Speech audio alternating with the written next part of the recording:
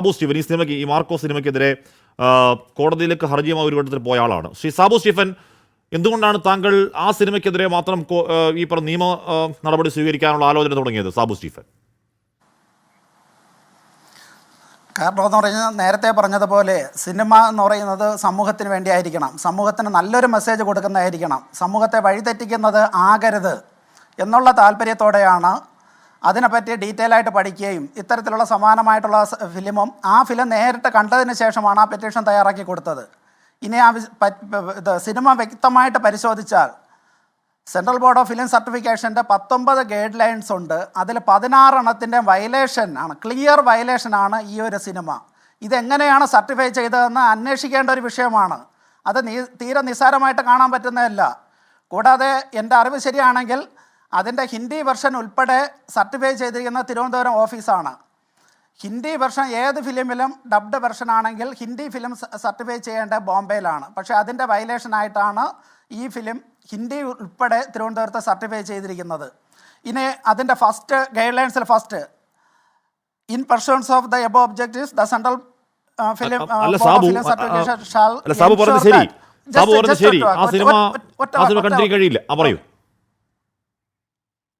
അതെ, അതിൽ first guidelines anti social activities such as violence are not glorified or justified.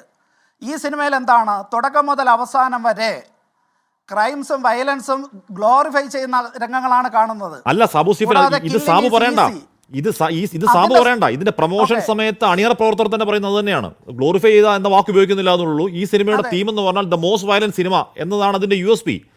ഇത് ഇവർ വീട് വീടാനന്തരം കയറി ഞങ്ങളുടെ സിനിമ കാണാൻ വരൂ എന്ന് പറഞ്ഞില്ലല്ലോ. ഈ സിനിമ 100 കോടി ക്ലബിലേക്ക് എത്തിയെങ്കിൽ അത് 18+ മുകളിലുള്ള ആളുകൾ മാത്രം പോയി കണ്ടു എന്നാണ് മനസ്സിലാക്കുന്നത്. അങ്ങനെയൊന്നുമല്ല, അത് ഫാമിലി ഓഡിയൻസ് കാണാതെ അത് ഈ പറഞ്ഞ 100 കോടി ക്ലബിലേക്ക് എത്തുമോ? അത് കാണാൻ ആളുണ്ട്, അതിനെ കാണാൻ ആളുണ്ട്, ബിലോ 15 ഉൾപ്പെടെ.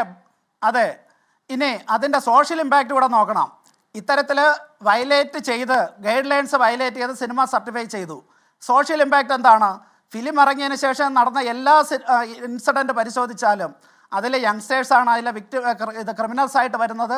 അതിൽ ഇത് നമ്മുടെ ഒരു പ്രൊസീജിയർ കംപ്ലീറ്റ് ചെയ്യുന്ന ടൈം എന്ന് പറയുന്ന ഷോർട്ട് ടൈമിൽ ഓരോ പ്രൊസീജിയറും ഓരോ കില്ലിങ്ങും മർഡറും അറ്റാക്കും കംപ്ലീറ്റ് ചെയ്യുന്നു. എങ്ങനെയാണ് ഇത്രയും ഷോർട്ട് ടൈമിൽ മൾട്ടിപ്പിൾ ഇൻസിഡൻസ് ഇത്തരത്തിൽ സമൂഹത്തിൽ നടക്കുന്നത്? ഈ കൊച്ചു കേരളത്തിൽ നടന്നത് ചെറുപ്പക്കാരുൾപ്പെടെ ബിലോ 15 ഉൾപ്പെടെ ഉള്ളവർ ഇതിൻ്റെ അറ്റാക്കേഴ്സായിട്ട് ക്രിമിനൽസായിട്ട് വരുന്നുണ്ട്. അവർ മറ്റേ ജുവനൈൽ ജസ്റ്റിസ് ആക്ട് അനുസരിച്ച് രക്ഷപ്പെടുന്നു.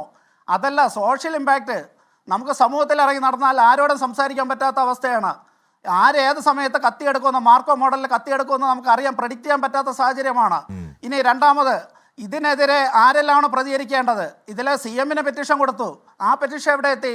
അത് മിനിസ്ട്രി ഓഫ് കൾച്ചർ വഴി നമ്മുടെ കേരള ഫിലിം അക്കാഡമിയിലെത്തി ഞങ്ങളുടെ കൈകൾ ശുദ്ധമാണ്, ഞങ്ങളുടെ റോൾ അല്ലെന്ന് പറഞ്ഞ് അവരൊഴിയുകയാണ്.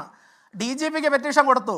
അത് നമ്മുടെ തിരുവനന്തപുരം സിറ്റി പോലീസ് കമ്മീഷൻ ഓഫീസിലെ ഫ്രീസറിലോ മോർച്ചറിയിലോ അത് റെസ്റ്റ് എടുക്കുകയാണ്. ഇനി പോസ്റ്റ്മോർട്ടം ഉണ്ടോ ഇല്ലയെന്ന് അറിഞ്ഞുകൂടാ.